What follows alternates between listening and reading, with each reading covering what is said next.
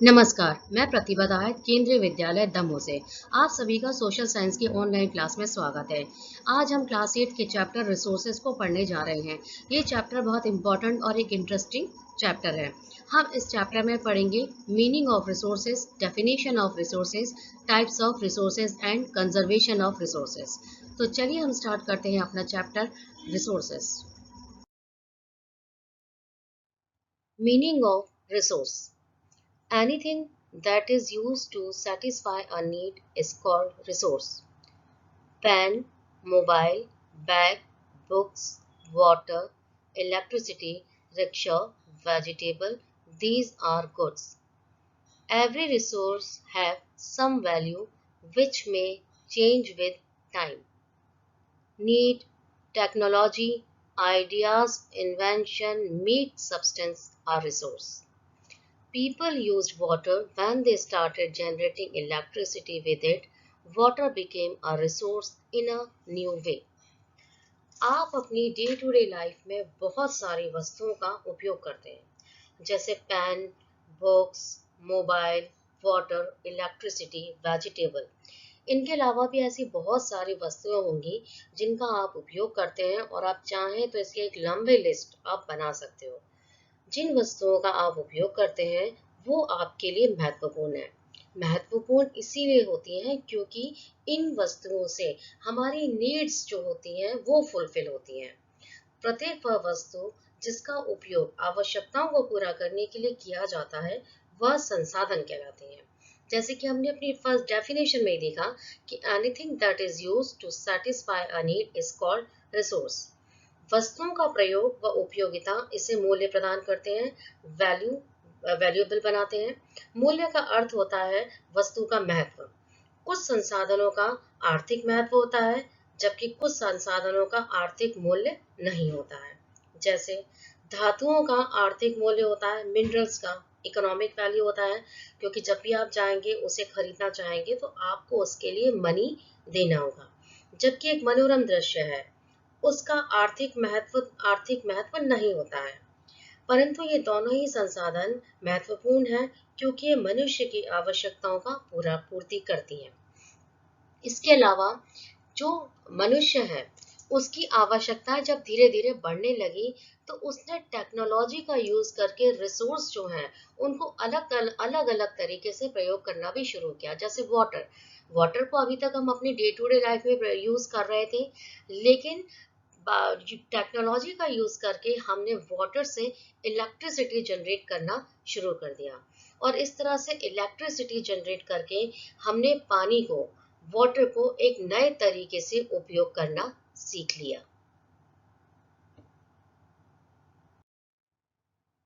Types of resources: first is natural resources, second human resources, third human made resources.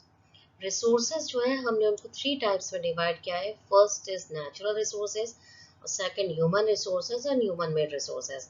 आगे आने वाली जो slides होंगी हम उनमें नेचुरल, ह्यूमन और ह्यूमन मेड रिसोर्सेज को डिटेल में पढ़ेंगे। नेचुरल रिसोर्सेज, अभी हमने जो टाइप्स ऑफ रिसोर्सेज देखे थे उसमें हमारा फर्स्ट टाइप ऑफ रिसोर्स है natural resource. Imagine the things given by nature. कल्पना कीजिए आपको प्रकृति के द्वारा क्या क्या दिया गया है। बहुत आसान है इस चीज की कल्पना करना। आप वहीं बैठे हुए कल्पना कर सकते हैं कि आपको प्रकृति के द्वारा जो चीजें दी गई हैं और जिसमें मनुष्य के द्वारा कोई भी परिवर्तन नहीं किया गया है, वो सारी जो संसाधन है वो कौन कौन से हैं? Trees, soil, water, animals. ये सारी वो चीजें हैं जो आप आसानी से इनको देख सकते हैं, उनके बारे में सोच सकते हो और आप अपनी घर से जैसे ही निकलेंगे बड़ी आसानी से आप इन सारी चीजों को देख सकते हैं। तो ये जो चीजें हैं वो सारी क्या है? नेचुरल रिसोर्सेज हैं। इसके अलावा भी नेचुरल रिसोर्सेज हैं, जैसे कि हमने पहले स्लाइड में देखा, ट्री, सॉइल, वाटर, एनिमल्स। इसके अलावा भी प्राकृतिक संसाधन होते हैं, जैसे मिनरल्स हैं, सनलाइट है, एयर है। मिनरल्स आपको बहुत आसानी से देखने के लिए नहीं मिलेंगे, बट ये भी जो मिनरल्स है वो हमारे नेचुरल रिसोर्स है। सनलाइट, सनलाइट आप इजीली देख सकते हैं, उसको महसूस करते हैं, और इसका आपके जीवन में बहुत इम्पोर्टेंस है, महत्व है। तो सनलाइट जो है वो भी एक नेचुरल रिसोर्स है। एयर, एयर जिसमें आप सांस लेते हैं, जिसे आप महसूस कर रहे हैं, वो एयर है। तो ये नेचुरल रिसोर्सेज हैं। सनलाइट, एयर, मिनरल्स, वाटर, ये सब के सब क्या है, नेचुरल रिसोर्सेज हैं, जो आपके लिए बहुत इम्पोर्टेंट है, और आपके लिए बहुत इम्पोर्टेंट है, और आपकी ज़रूरतों को भी पूरा कर रहे हैं। ये वो रिसोर्स है जिसमें ह्यूमन इंटरफेरेंस हमें देखने के लिए ज़्यादा नहीं मिलता है। नेचुरल रिसोर्सेज, अब तक हमने जो भी पढ़ा उसके बेस पर हम कह सकते हैं कि natural resources are resources obtained from nature and used without much modification are termed as natural resources. प्रकृति से हमें जो भी कुछ संसाधन मिले हैं उसका हम प्रयोग कर रहे हैं, और उसमें बहुत ज़्यादा हम परिवर्तन नहीं कर रहे हैं। तो ऐसे सभी जो संसाधन होते हैं वह सभी संसाधन प्राकृतिक संसाधन, नेचुरल रिसोर्सेज कहलाते हैं। Many of these resources are free gift of nature and can be used directly। मतलब ये जो नेचुरल रिसोर्सेज हैं, ये नेचुरल रिसोर्सेज में कुछ ऐसे रिसोर्सेज भी होते हैं जिनका हम डायरेक्टली यूज करते हैं, उसमें कोई भी परिवर्तन नहीं करते हैं। जैसे कि वाटर है, एयर है, सनलाइट है, उसको हम डायरेक्ट यूज कर रहे हैं, हम महसूस कर रहे हैं, उसमें हम कोई भी परिवर्तन नहीं कर रहे हैं। तो सनलाइट और विंड्स जो है उन्हें कई बार फ्री गिफ्ट ऑफ नेचर भी कहा जाता है, क्योंकि हम उसमें कोई परिवर्तन नहीं कर रहे हैं ना, और हम उसे डायरेक्ट ले रहे हैं, तो इसीलिए उन्हें कई बार क्या कह दिया गया है, free gift of nature. In some cases, tools and technology may be needed to use a natural resource in the best possible way। कई बार रिसोर्सेज जो हैं, कई बार नेचुरल रिसोर्सेज में ऐसे भी रिसोर्सेज हैं जिनको हम डायरेक्ट यूज नहीं कर सकते हैं, और उनको यूज करने के लिए हमें टूल्स एंड टेक्नोलॉजी की ज़रूरत होती है। जैसे मिनरल्स हैं, मिनरल्स को हम डायरेक्ट यूज नहीं करेंगे, मिनरल्स को यूज करने के लिए हमें टेक्नोलॉजी की ज़रूरत पड़ेगी ही। जैसे आयरन है, आयरन को आप डायरेक्ट कैसे यूज करोगे, जब तक आप उसको आप उसमें चेंजेस नहीं करेंगे, उससे कोई टूल या उससे कोई मशीन नहीं बनाएंगे, तब तक आप उसको यूज नहीं कर सकते हैं। तो इसके लिए हमें किसकी ज़रूरत होती है, टेक्नोलॉजी की ज़रूरत होती है। इसी तरह से हमने अभी बिल्कुल पहले की स्लाइड में एक एग्जांपल लिया था नेचुरल रिसोर्सेज में वाटर का। अब तक हम वाटर जो है, पानी जो है, उसको अपनी डे टू डे लाइफ में अपनी डेली नीड्स को फुलफिल करने के लिए यूज कर रहे थे, लेकिन जैसे जैसे समय बदलता चला गया, हमारी नीड्स बढ़ती चली गई, वैसे ही हमने टेक्नोलॉजी के थ्रू नए तरीके से पानी को यूज करना शुरू कर दिया, और हमने क्या किया, पानी से बिजली बनाना शुरू कर दिया, और हमने इस तरीके से वाटर जो है उसको एक न्यू वे में यूज किया, और नए तरीके से पानी का प्रयोग करना शुरू किया। तो इस तरह से नेचुरल रिसोर्सेज में कुछ को हम डायरेक्ट यूज करते हैं, और कुछ को हम टेक्नोलॉजी और टूल्स के थ्रू मॉडिफाई करके यूज करते हैं। Classification of natural resources according to level of development. According to level of development हमने नेचुरल रिसोर्सेज को टू पार्ट्स में डिवाइड किया है, actual resource and potential resources. Next slide में हम एक्चुअल रिसोर्स को देखेंगे फर्स्ट, और फिर पोटेंशियल रिसोर्स को। Actual resources, actual resources are those resources whose quantity is known, they are being used at present with the existing technology। Actual resources वो resources होते हैं जिनकी मात्रा के बारे में हमें पता है, कहाँ पर ये मौजूद है ये भी हमें पता है, और वर्तमान समय में इन्हें कैसे प्रयोग किया जाए उसको प्रयोग करने की जो टेक्नोलॉजी है वो भी हमारे पास है। तो ये जो रिसोर्सेज होंगे, ये जो रिसोर्सेज हैं जिनकी एक मात्रा भी पता है, यूज करने की हमारे पास टेक्नोलॉजी है, वो रिसोर्सेज कहलाते हैं एक्चुअल रिसोर्सेज। इस एक्चुअल रिसोर्सेज का हम एग्जाम्पल देख सकते हैं यूरोप में, यूरोप में जर्मनी, जर्मनी जो है हमारे पास एग्जाम्पल है एक्चुअल रिसोर्स का। यहाँ पे रूर वैली है और रूर में कोल जो है, कोयला जो है वो पर्याप्त मात्रा में मौजूद है। इसकी मात्रा कितनी है और इसको किस तरीके से प्रयोग किया जाना है, ये बहुत अच्छे से पता है। तो ये जो एग्जाम्पल है रूर का, ये हमारे पास एग्जाम्पल है एक्चुअल रिसोर्स का। एक्चुअल रिसोर्सेज में ही हम नेक्स्ट एग्जांपल लेंगे पेट्रोलियम का। Petroleum in the West Asia. West Asia में पेट्रोलियम जो है वो एक एग्जांपल है हमारे पास एक्चुअल रिसोर्स का। और ये एक्चुअल रिसोर्स का एग्जांपल है जो इराक में पाया जाता है, सऊदी अरेबिया में पाया जाता है, यमन में और ओमान। ये कुछ ऐसे वेस्ट एशियन कंट्रीज हैं जहां पर पेट्रोलियम जो है वो पाया जाता है। और सबसे बड़ी बात है कि उसकी मात्रा और कहाँ पे इन देशों में भी वो किन जगहों पर मौजूद है पेट्रोलियम, ये इनको बहुत अच्छे से पता है। और इसकी टेक्नोलॉजी यूज करने की जो है वो भी इन वेस्ट एशियन कंट्रीज के पास है। तो ये भी हमारे पास जो एग्जाम्पल है वो है एक्चुअल रिसोर्स का। नेक्स्ट एग्जाम्पल हम लेंगे इंडिया का। अब हम भारत में चलते हैं और भारत में हमारे पास आता है डेक्कन प्लेटो। तो डेक्कन प्लेटो में जो डार्क सॉइल वाला एरिया है वो हमारा आता है एक्चुअल रिसोर्स में। ये जो डार्क सॉइल वाला पार्ट है ये हमारा एक्चुअल रिसोर्स में आता है। और इसके द्वारा इसमें किस चीज का प्रोडक्शन किया जा सकता है ये, और उसकी यूज करने की जो टेक्नोलॉजी है वो भी हमारे पास है। तो ये जो एग्जाम्पल है इंडिया में वो है एक्चुअल रिसोर्स का। पोटेंशियल रिसोर्सेज, हमने डेवलपमेंट के बेस पे जो टू डिवीजन किया था एक्चुअल रिसोर्स और पोटेंशियल रिसोर्स, तो अब हम पढ़ने जा रहे हैं potential resource. Potential resource those resources whose entire quantity may not be known, they are not being used at present, these resources could be used in future. The level of technology we have at present may not be advanced enough to easily utilize these resources. Potential resources वो resources होते हैं जिनके बारे में हमें ज़्यादा ज्ञान प्राप्त नहीं है।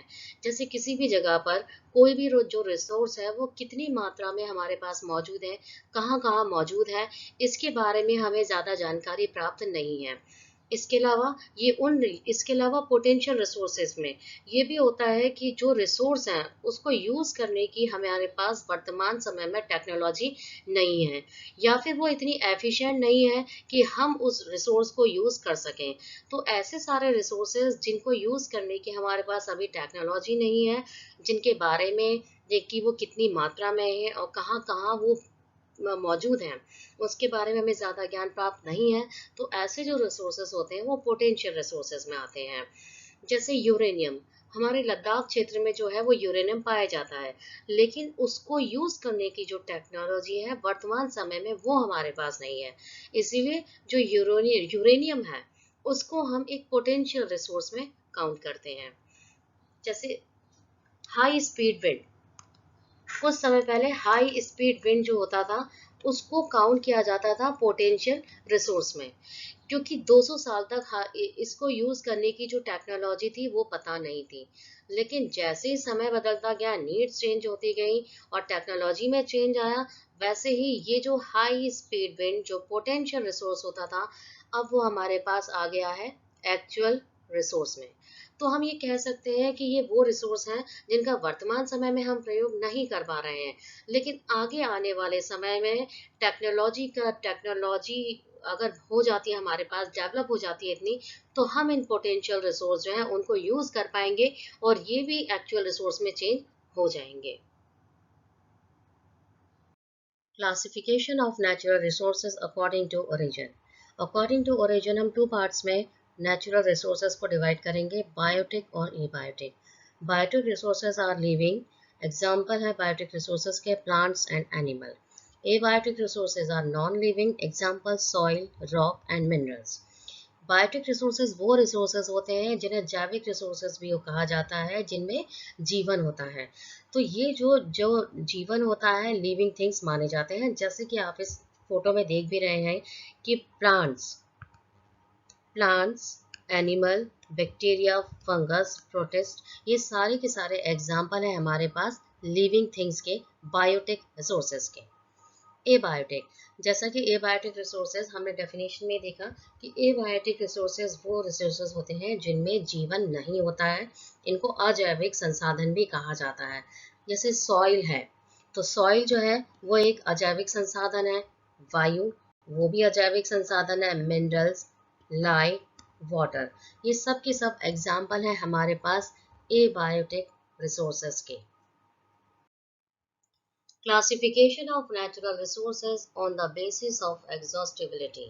On the basis of exhaustibility, हम natural resources को two parts में divide करेंगे, renewable resources and non-renewable resources. First हम renewable resources को देखेंगे.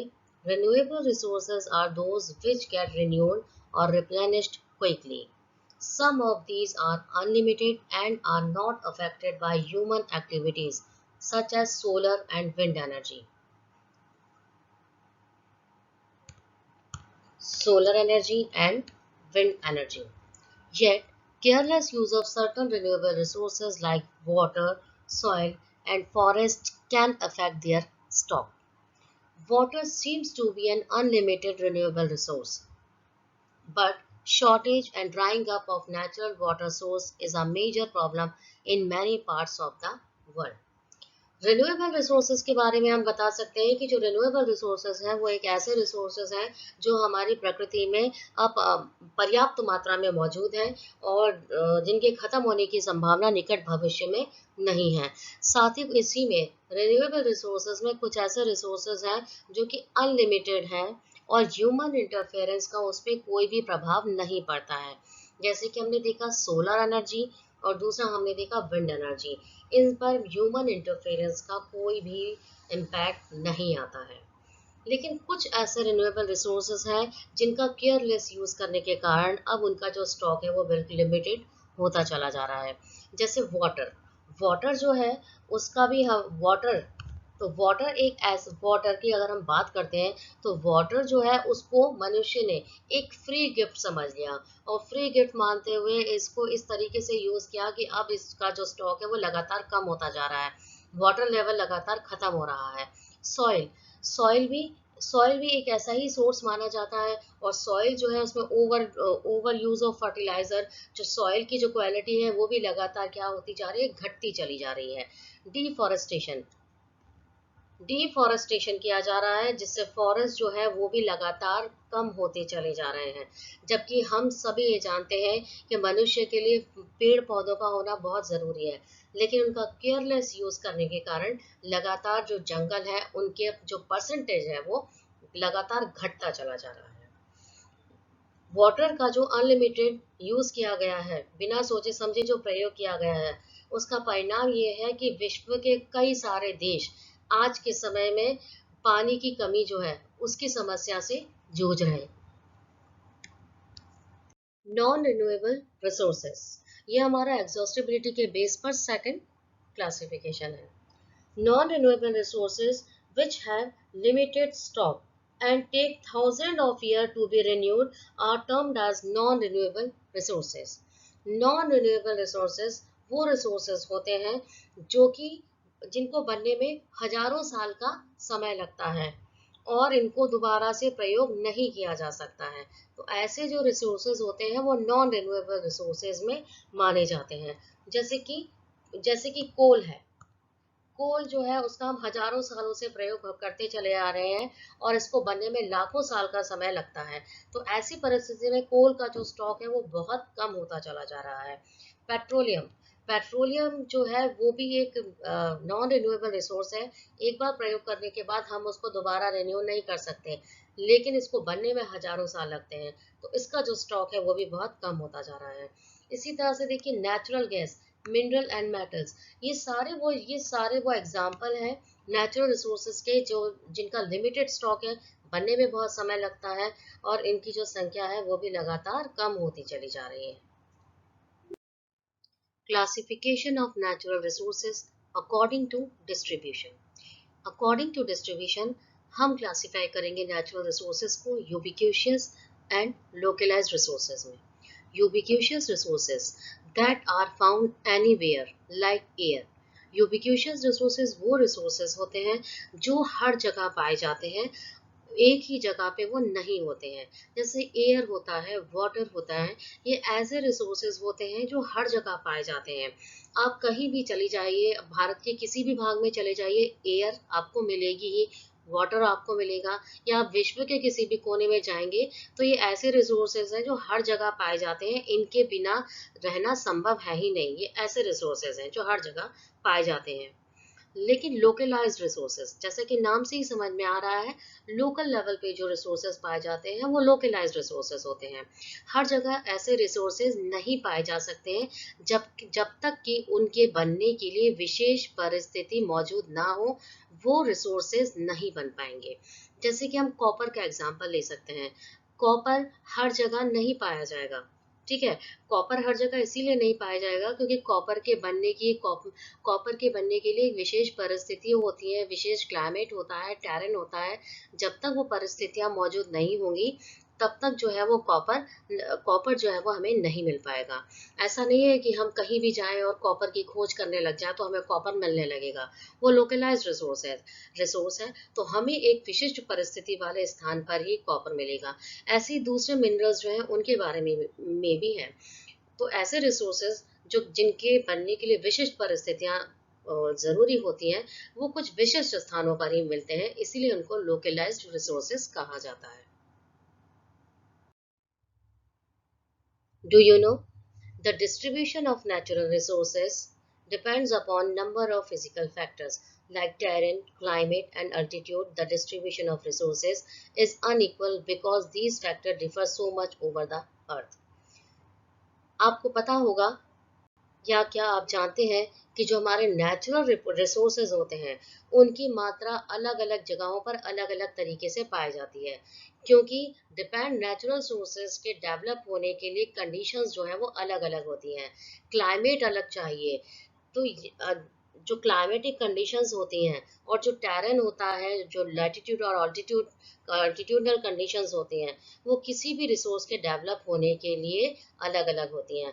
जैसे मैंने अभी इससे पहले एग्जांपल दिया था कॉपर। आपको कॉपर हर जगह नहीं मिल सकता, क्योंकि कॉपर के लिए टेरेन अलग चाहिए, क्लाइमेट अलग चाहिए, अल्टीट्यूड अलग होता है। तो इस तरीके से हर मिनरल या हर रिसोर्स के डेवलप होने की कंडीशन अलग होती है, वो उसी पर्टिकुलर कंडीशन में डेवलप हो सकता है। इसीलिए जो नेचुरल रिसोर्सेज होते हैं वो हर जगह एक जैसी मात्रा में नहीं पाए जाते हैं, अलग अलग जगहों पर वो अलग अलग तरीके से पाए जाते हैं। ह्यूमन मेड रिसोर्सेज, अभी तक हमने नेचुरल रिसोर्सेज की बात की, और लेकिन जैसे ही आप अपने घर से बाहर निकलते हैं तो क्या केवल आप अपने आसपास मिट्टी, हवा, पानी, यही सब चीजें देखते हैं, या इसके अलावा भी बहुत सारी चीजें आपको देखने को मिलती है? आपका जवाब यस में आएगा, क्योंकि आप इन नेचुरल रिसोर्सेज के अलावा अपने आसपास देखते हैं बिल्डिंग, बड़ी बड़ी गाड़ियां, एरोप्लेन, ब्रिज, ये सारी चीजें जो है वो आप अपने आसपास देख रहे हैं। तो क्या ये बिल्डिंग, रोड, ब्रिज, ये सारी चीजें आपको नेचर ने दी है? नो, ये सारी चीजें हमें नेचर ने नहीं दी है। इन सबको बनाने वाला मनुष्य है। इसीलिए ये सारे रिसोर्सेज जो हैं वो ह्यूमन मेड रिसोर्सेज कहलाते हैं। ये जरूर है कि इन ह्यूमन मेड रिसोर्सेज, यानी मनुष्य जब भी इन रिसोर्सेज को बनाता है तो बनाते वक्त वो नेचुरल रिसोर्सेज की भी सहायता लेता है। जैसे मकान बनाते वक्त, बिल्डिंग बनाते वक्त वो आयरन का भी यूज करता है, लकड़ी का भी यूज करता है, और भी कई सारे जो नेचुरल रिसोर्सेज हैं वो उनका यूज करता है। तो ये सारे जो एग्जाम्पल है वो हमारे ह्यूमन मेड रिसोर्सेज के हैं। इसके अलावा ये भी ध्यान देने वाली बात है कि वो नेचुरल रिसोर्सेज को जब ह्यूमन मेड रिसोर्स में चेंज करता है तो जिस टेक्नोलॉजी को वो यूज कर रहा है उसको बनाने वाला भी वह मनुष्य ही है। Human resources, people are human resources. Education, health, skill, training, knowledge. Education and health help in making people a valuable resource, improving the quality of people's skill so that they are able to create more resources is known as human resource development. मानव संसाधन का आशय है मानव को एक संसाधन के रूप में विकसित करना। कल्पना करिए दो ऐसे व्यक्तियों की जो एक ही उम्र के हैं, परंतु उनमें एक पढ़ा लिखा है और दूसरा अनपढ़ है। क्या दोनों के कार्य करने में अंतर होगा? तब आपका जवाब हाँ ही होगा, क्योंकि एजुकेटेड और अनएजुकेटेड दोनों के कार्य करने व सोचने विचारने में अंतर होता है। एजुकेटेड व्यक्ति किसी कार्य को बेहतर ढंग से कर सकते हैं। अब ऐसे दो व्यक्तियों की तुलना कीजिए जो किसी कंपनी में कार्य करते हैं और दोनों ही बहुत अच्छे वर्कर हैं, लेकिन उनमें से एक व्यक्ति ज्यादातर समय बीमार रहता है, या मान लीजिए उसे कोई ना कोई गंभीर बीमारी है। ऐसी परिस्थिति में वो अच्छे ढंग से कार्य नहीं कर पाएगा और अधिकांश दिन छुट्टी पर रहेगा।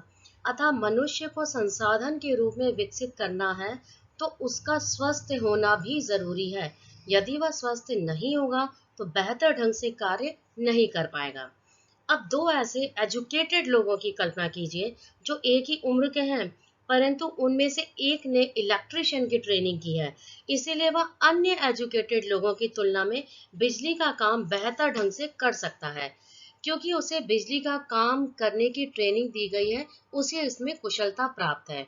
इस तरह से हम लोगों को ट्रेनिंग देकर उन्हें कुशल बना सकते हैं। ऐसे लोग समाज में मानव संसाधन के रूप में होते हैं, ह्यूमन रिसोर्स के रूप में। अतः हम लोगों को शिक्षित, स्वस्थ, कुशल व प्रशिक्षित कर मानव संसाधन के रूप में विकसित कर सकते हैं, और इस तरह मानव संसाधन को विकसित करना ही मानव संसाधन विकास कहलाता है, human resource development. Conserving resource. अब तक हमने रिसोर्सेज के बारे में पढ़ा। हमने पढ़ा कि नॉन रिन्यूएबल रिसोर्सेज होते हैं, रिन्यूएबल रिसोर्सेज होते हैं, और हमने ये भी जाना कि रिसोर्सेज जो है वो हमारे लिए बहुत इंपॉर्टेंट है। लेकिन क्या हम इन रिसोर्सेज को यूज़ कर पा रहे हैं सही ढंग से, या हम गलत तरीके से उनका प्रयोग कर रहे हैं? रिसोर्सेज को हम आज बहुत गलत तरीके से यूज़ कर रहे हैं, इसीलिए आज हमारे पास जो रिसोर्सेज हैं वो लगातार कम होते जा रहे हैं। इसीलिए आज हमें ज़रूरत है रिसोर्स कंजर्वेशन की, यानी हमें संसाधनों का संरक्षण करना है ताकि हम उन्हें बचा सकें। Using resources carefully and giving them time to get renewed is called resource conservation. हमें संसाधनों का इस तरीके से इतना सावधानी से प्रयोग करना है कि हम उन्हें आगे आने वाले समय में प्रयोग कर सकें। इसके लिए हमें उन्हें कुछ समय के लिए रिन्यू होने का समय भी देना होगा। Balancing the need to use resources and also conserve them for the future is called sustainable development. Sustainable development, ये sustainable development एक बहुत अच्छा concept है जो ये बताता है कि हमें resources को इस तरीके से use करना है कि हम अपनी आवश्यकताओं को पूरा कर सकें, हम अपनी जो present needs हैं उनको भी फुलफिल कर सकें, और अपनी आगे आने वाली जो नेक्स्ट जनरेशन है उसके लिए इन रिसोर्सेज को बचा के रख सकें। इसके लिए हमें क्या करना होगा? Sustainable development. ये जो प्रोसेस है, अगर हम सस्टेनेबल डेवलपमेंट अपना लेते हैं तो हम रिसोर्सेज को काफ़ी हद तक कंजर्व कर सकते हैं। There are many ways of conserving resources. Resource conservation के बहुत सारे तरीके हैं, जैसे हम बहुत केयरफुली यूज़ करें, उनको पॉल्यूट होने से बचाएं। नॉन रिन्यूएबल रिसोर्सेज की जगह हम ज़्यादा से ज़्यादा जो रिन्यूएबल रिसोर्सेज हैं उनका प्रयोग करें, तो हम रिसोर्सेज जो हैं उनको कंजर्व कर सकते हैं। Conserving resource. The future of our planet and its people is linked with our ability to maintain and preserve the life support system that nature provides. स्वाभाविक है, हम और हमारी पृथ्वी का भविष्य इस बात पर निर्भर करता है कि हम रिसोर्सेज को और पृथ्वी को किस तरीके से कंजर्व कर सकते हैं। अगर हम गलत तरीके से अपने रिसोर्सेज को यूज़ करेंगे तो बहुत जल्दी ही नेचर इम्बैलेंस होंगे और इसका परिणाम हमें भविष्य में भुगतना पड़ेगा। तो अगर मनुष्य बेस्ट रिसोर्स है तो उसको बेस्ट तरीके से रिसोर्सेज को कंजर्व करना होगा। Therefore, it is our duty to ensure that all uses of renewable resources are sustainable. सभी नवीकरणीय संसाधनों के उपयोग सतत पोषणीय है। मतलब हमें अधिक से अधिक रिन्यूएबल रिसोर्सेज का ही प्रयोग करना चाहिए, क्योंकि हम जानते हैं कि नॉन रिन्यूएबल रिसोर्सेज हैं उनका स्टॉक लिमिटेड है, और अब परिस्थिति ऐसी भी हो गई है कि वो लगभग खत्म होने जा रहे हैं। तो हमें रिन्यूएबल रिसोर्सेज की तरफ ज़्यादा ध्यान देना होगा। The diversity of life on the earth is conserved. पृथ्वी पर जीवन की विविधता संरक्षित की जाए। यानी इसका मतलब ये है कि हमारे देश में, हमारी पृथ्वी पर अलग अलग तरीके के जीव जंतु और पेड़ पौधे पाए जाते हैं। इन सबका संरक्षण किया जाए। हर तरीके के और हर प्रकार के जो पेड़ पौधे और जीव जंतु हैं, उनका संरक्षण करना बेहद जरूरी है। The damage to natural environment system is minimised. प्राकृतिक पर्यावरणीय तंत्र की हानि को कम से कम किया जाए। इसका मतलब ये है कि आपको विकास करना है, डेवलपमेंट करना है, लेकिन विकास करने का कोई ना कोई तरीका ऐसा निकालना होगा जिससे हम एनवायरमेंटल सिस्टम को खत्म होने से या एनवायरमेंटल सिस्टम को चेंज होने से रोक सके, उसका नुकसान कम से कम हो। ये ध्यान में रखते हुए हमें आगे बढ़ना होगा। तभी हम अपनी अर्थ को कंजर्व कर पाएंगे, उसकी जो डाइवर्सिटी है उसको कंजर्व कर पाएंगे, और तभी हम भी सुरक्षित रह पाएंगे। Homework for you. These are two conditions जिनका आपको अपने घर पर बहुत सोचकर जवाब लिखना है। First, pretend that you live in the prehistoric time on a high windy plateau. What are the uses you and your friends could put the fast wind to? Can you call the wind a resource? Second, now imagine that you are living in the same place in the year 2138. Can you put the winds to any use? How? Can you explain why the wind is an important resource now? आज हमने geography के chapter first को पढ़ा, resources को। Resources chapter में हमने resources का meaning देखा, उसकी डेफिनेशन देखा, क्लासिफिकेशन ऑफ रिसोर्सेज देखा, इसके साथ देखा कंजर्वेशन। कंजर्वेशन क्यों इम्पोर्टेंट है और किस तरीके से हम कंजर्व कर सकते हैं। ये सारी चीज़ें जो थी रिसोर्सेज चैप्टर में हमने पढ़ा। आई होप आप सभी को इंटरेस्ट आया होगा। Thank you.